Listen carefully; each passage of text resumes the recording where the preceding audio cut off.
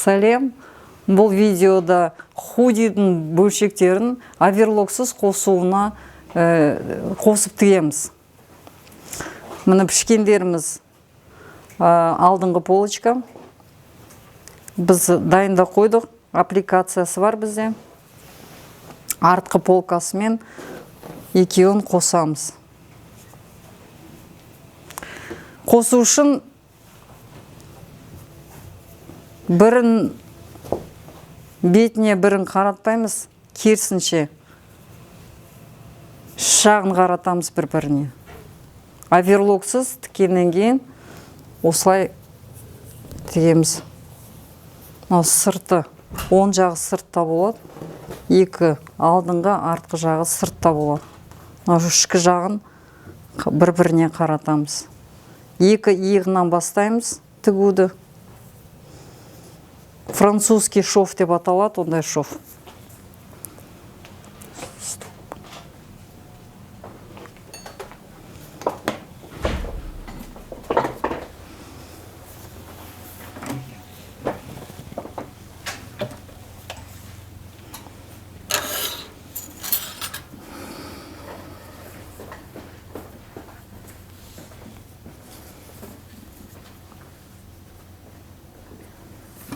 Бастағанда иненің ұшы мынау миллиметр ғана болу керек, арасында шов қашыққа кетпеу керек. Мына миллиметр ғана, мына осылай. Осылай саламыз.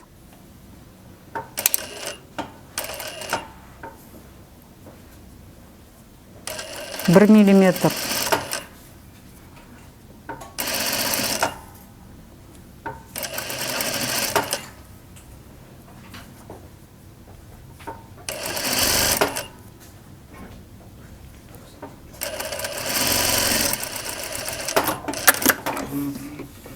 Екінші иығын.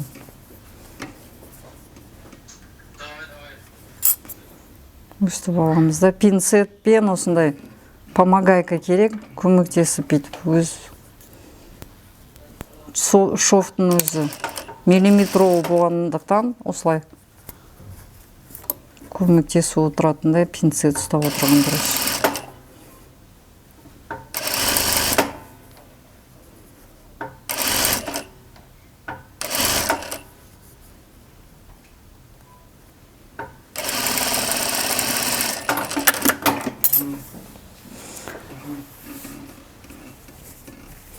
Енді мынау шов, көрдіңіздер ғой, миллиметровый шов идет мына. Осылай аламыздағы аударамыз. Шын сыртқа шығарамыз осылай. Шов осылай ортада болу керек.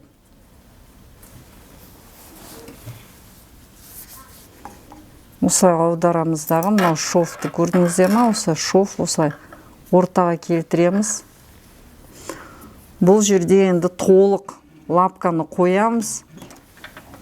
Миллиметрдің шова ішіне кіретіндей. Осылай сырт шовтың миллиметрі 0,5-0,6 болу керек.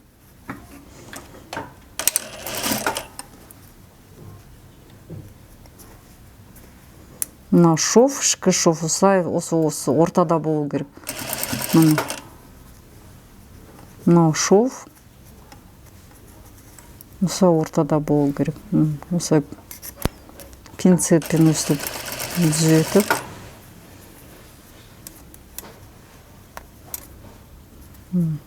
Қолмен нетуге қиындау болса, осылай пинцетпен түзетіп.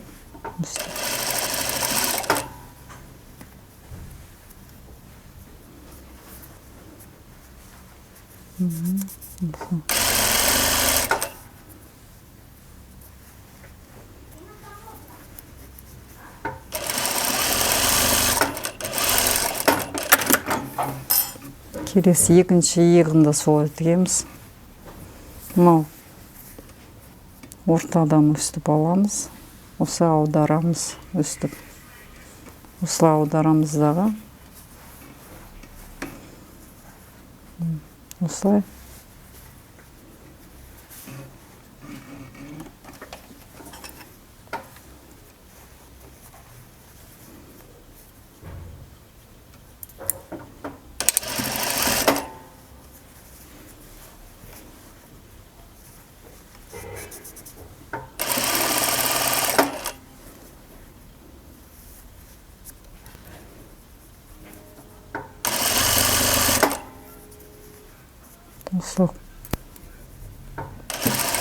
пинцетпен түзетіп.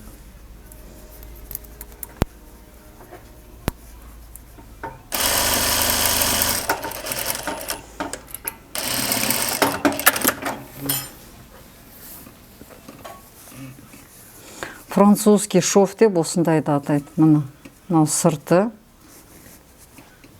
И ішкі жағы. Ішкі жағы осындай болады. Осылай болады. Енді бұны қатты дүрдейіп шығып тұрмау үшін шов жасаймыз сыртынан. Мынау шовты осылай ішіне кіргіземіз, мұның бер жағын.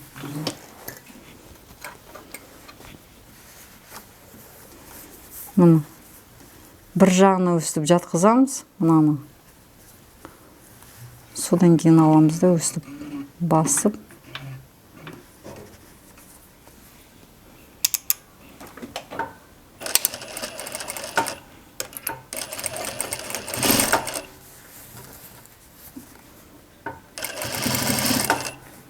Мынау шов осы мына жаққа жатқызамыз, мынау оң жаққа. Қолмен түзетіп, осылай түзу салып.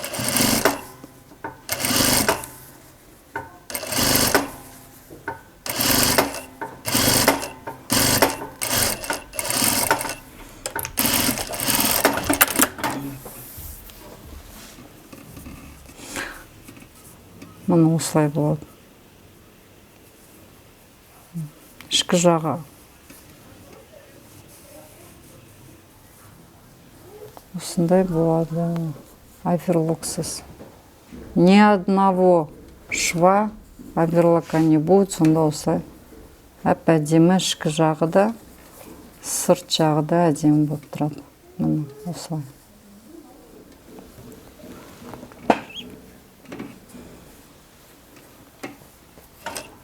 Мұны екінші иығын дәл солай бір жаққа шығарамыз осылай.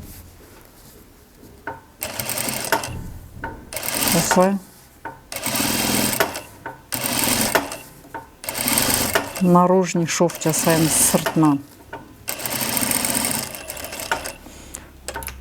Замок жасаймыз осылай. Замок деген алдына артына тігеміз. Тоже мына екінші иығының осындай болады шов. Киген кезде білінбейді, жақсы.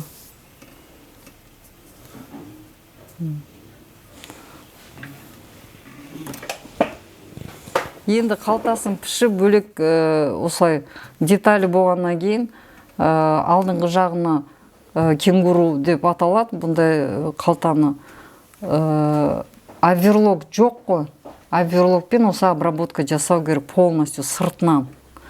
Жоқ болғаннан кейін біз осындай московский шов деген аталады. Жаңағыдай миллиметр, сыртынан миллиметр ғана қалдырамыз. Осылай полностью шов жасаймыз сыртына. Фиксирующий шов. Мынау мата сетінемеу үшін, ары қарай кет қалмау үшін біз мынау қалтаның сырт жағын толық осылай сетінемейтіндей фиксация жасаймыз.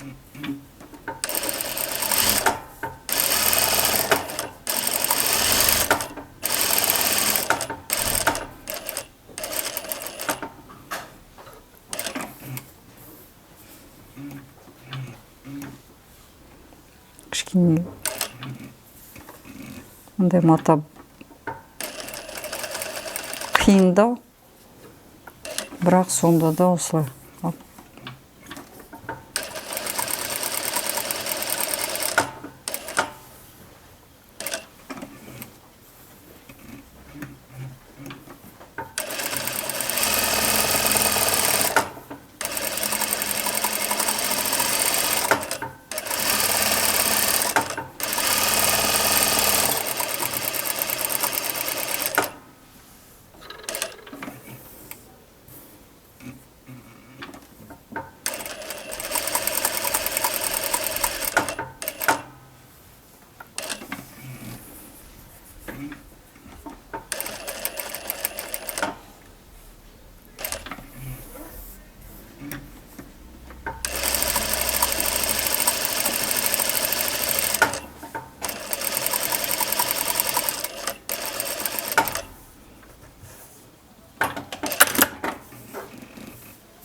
обработка мұны бүкіл айналдырып тіктік. Осылай шов миллиметр. Сонда мынау сетінеген ары қарай кетпейді. Мынау шов ұстап тұрады. Енді өтекке басып, дүп-дүп ғып, әп-әдемі ғып өтекке салайық.